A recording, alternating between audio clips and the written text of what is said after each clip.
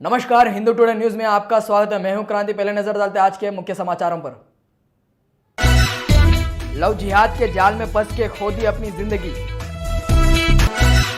तेलंगाना राज्य में 8 जून से मंदिरों में भक्तों को अनुमति। तेलंगाना वानर सेना वाइस प्रेसिडेंट का कड़ा विरोध। जम्मू राजौरी सेक्टर में मुठभेड़ जारी, एक आतंकी ढेर।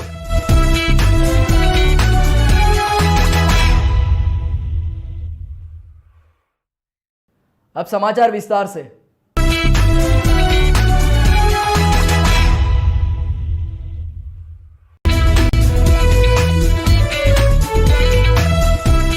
लव जिहाद के जाल में फंसकर एक और मासूम ने खो दी अपनी जिंदगी। मैं हिंदू हूं ऐसा यकीन दिलाकर उसके कुछ दिन बाद उसकी दर्दनाक मौत। सर को धड़ से अलग कर दिया, हाथों को और पैरों को काट कर फेंक दिया। यह दर्दनाक घटना उत्तर प्रदेश के मेरठ में सामने आया है।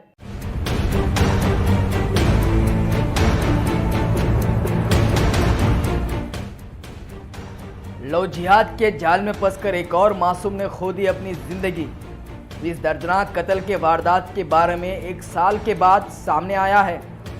वो दिखने में बहुत अच्छे और आप पर बेशुमार प्यार बरसाएंगे और धीरे धीरे आपके दिल और दिमाग में घुस जाएंगे। तो आप ये जानना नहीं चाहेंगे आखिर ये कौन है? ये है हिंदुस्तान के मासूम भोली भाली लड़कियों को प्यार के जाल में फंसाने वाले जिहादी है, यानी आतंकवादों का एक मंसूबा चेहरा है। देश के हर राज्य और शहर में लव जिहाद के बीड़िए। इसकी शुरुआत love, blackmail, black magic, brain wash और लव जिहाद। लव जिहाद सुनने में सिर्फ 2 शब्द इसके पीछे छुपा है, देश के तबाह करने की बड़ी साजिश। लव जिहाद सिर्फ 2 शब्द, इन्हीं 2 शब्दों के इर्द गिर्द आतंकी ने बनाया है एक संगठन। भोली भाली लड़कियों को अपने चंगुल में फंसाकर शादी करते हैं और फिर एक बड़ी साजिश का हिस्सा बनाने के लिए उन पर बड़ा दबाव डालते हैं। उत्तर से लेकर दक्षिण तक चारों ओर लव के नाम पर जिहाद को फैला रखा है आतंकी संगठन ने। लव जिहाद के चंगुल में फंसे 1 या 2 नहीं, हजारों तादाद में। आपको बता दें, देश के हर राज्यों में लव जिहाद के मामले। लुधियाना के रहने वाली एकता देशवाल, उम्र 19 साल, मेरठ के रहने वाले शाकिब ने, माफ कीजिएगा, अमन बताकर एकता को जिहाद के प्यार के जाल में फंसाया। पिछले साल जून के महीने में घर से एकता ने 25 लाख रुपए कैश और सोने को लेकर अमन यानी शाकिब के साथ मेरठ चले गई। उसके बाद एकता को अमन की असली चेहरा सामने आया। अमन आखिर शाकिब निकला। एकता ने उससे सवाल किया और उसके साथ ऐसा क्यों किया, और एकता ने साफ इनकार कर दिया, अब मैं तुम्हारे साथ नहीं रह पाऊंगी। शाकिब ने एकता को कूल ड्रिंक में नशे की दवा मिलाकर पिलाया। उसने पीने के बाद बेहोश हो गई। होने के बाद एकता को नजदीकी गन्ने के खेत में ले जाया गया। एकता के सर पर पत्थर से हमला कर मार दिया और इसके बाद सर को धड़ से अलग कर दिया, यानी गर्दन को काट दिया गया और हाथों को काटकर जिस्म से अलग कर दिया गया। एकता के जिस्म के हिस्सों को शरीर से अलग कर दिया गया और इन हिस्सों को नजदीकी एक तालाब और अन्य जगहों पर फेंक दिया गया ताकि शिनाख्त ना हो सके। पैर और हाथ को एक अलग जगह और सिर को नमक से दफन किया गया ताकि एकता के सर को जल्दी से सड़ा जा सके। इस दर्दनाक हत्याकांड में शाकिब के साथ साथ उसके पूरी परिवार ने शामिल थे और एकता ने जो घर से लाए पैसों को और सोने के चीज़ों को शाकिब के घर वालों ने आपस में बांट लिया है।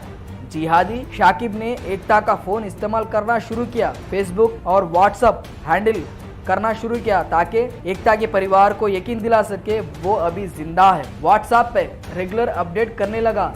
और आपको बता दें कि इस दर्दनाक मौत का अंजाम देते समय साकिब की भाभी रेशमा ने एकता के कपड़े निकाल दिया था ताकि लाश शनाख्त ना हो सके। इस दर्दनाक मौत के बारे में आपको फिर बता दें, इस दर्दनाक मौत के बारे में शाकिब के साथ साथ उसके पूरी परिवार शामिल थे। उसके परिवारों के नाम रेशमा, ये साकिब की भाभी है, और इस्मत, मुशर्रत, अयान और मुस्तकिम।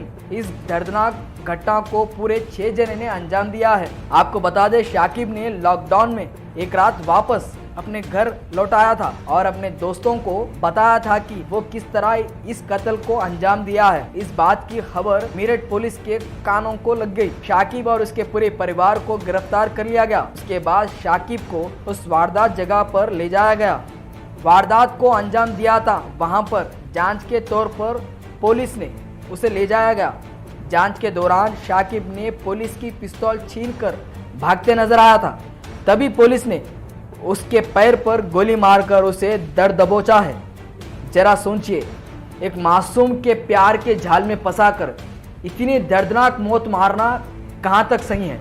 इसीलिए हमेशा हम कहते हैं कि आप अपने परिवार में, आपके आसपास बच्चियों को सुरक्षित रखिए, क्योंकि इनका मंसूबा देश के मासूम भोली भाली लड़कियों को प्यार के जाल में फंसाकर उनकी जिंदगी खराब करना इनका लक्ष्य है।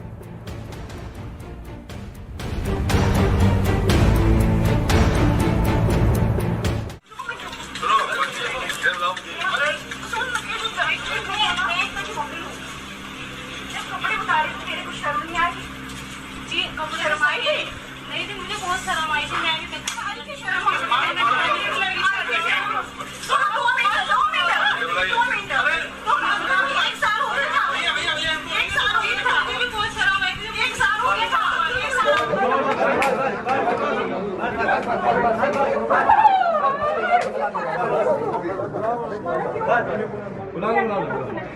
अरे अरे जितेंद्र बुलाओ बुलाओ।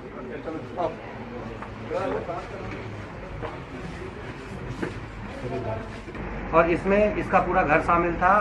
शाकिब, इसका पिता, इसका भाई, इसकी भाभी और इसकी भाभी है। पूरी स्टोरी जो है महिलाओं ने कहा है। 19 की थी ना, 19 वर्ष बच्ची की एज है, बीकॉम की हुई थी। और ये शाकिब अपने साथ लेके आया था बच्ची को। ईद वाले दिन जो है ये इसको रिकॉर्डिंग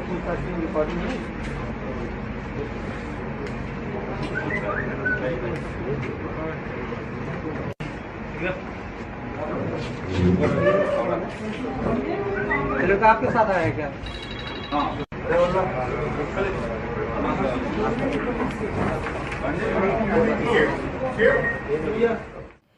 तेलंगाना राज्य में इस महीने 8 जून से भक्तों को दर्शन के लिए अनुमति दिया जाएगा। मंत्री अल्लोला इंद्रकरण रेड्डी ने कहा है।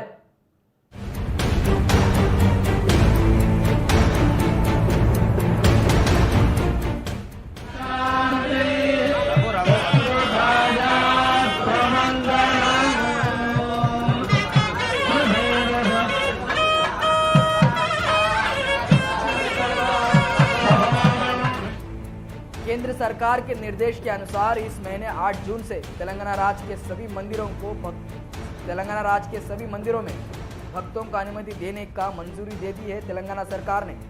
और मंत्री इंद्रकरण रेड्डी ने कहा है कि सभी मंदिरों में हर वक्त सैनिटाइज करना चाहिए और भक्तों से कहा है कि वो सोशल डिस्टेंस का ध्यान रखें और उसका पालन करें। और आपको बता दें, कंटेनमेंट जोनों में भक्तों के लिए दर्शन का सुविधा नहीं रहेगा।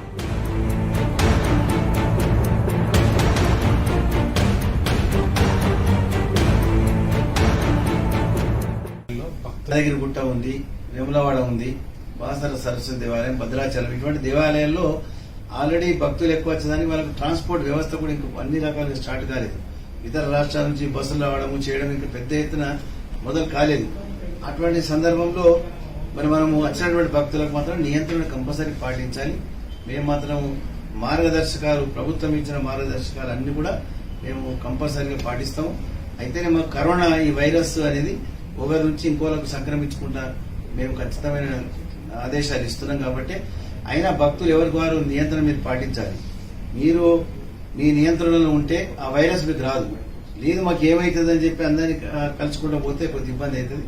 కాబట్టి మేము ఇచ్చినటువంటి రూల్స్, రెగ్యులేషన్ పాటించే మీరు మందిరాల లోపలికి వెళ్తేనే బాగుంటుందని ప్రతి ఒక్కరు కూడా భక్తులందరూ.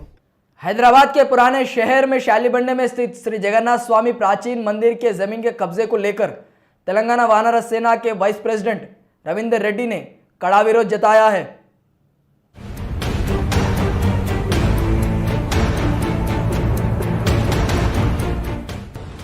పాత బస్సులో గల చాలిబండులో గల జగన్నాథ స్వామి ఆలయం కబ్జాకు గురైందని మాకు సమాచారం అందింది. వానరసేన ఆధ్వర్యంలో ఆ యొక్క ఆలయ భూమిని పరిరక్షించి దానిపై హైకోర్టులో అప్పీల్ చేయడం జరిగింది. ఆ యొక్క ఆలయ భూమిని రక్షించడానికి వానరసేన ముందుండి న్యాయ పోరాటం చేస్తుంది.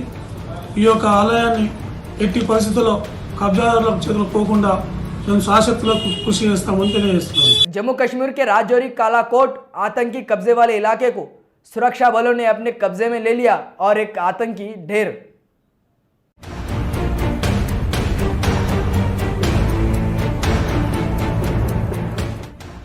राजौरी सेक्टर में आतंकी कब्जे वाले इलाकों को सुरक्षा बलों ने अपने कब्जे में ले लिया है और आतंकवाद से मुठभेड़ जारी है। इस मुठभेड़ में एक आतंकी ढेर होने का खबर है।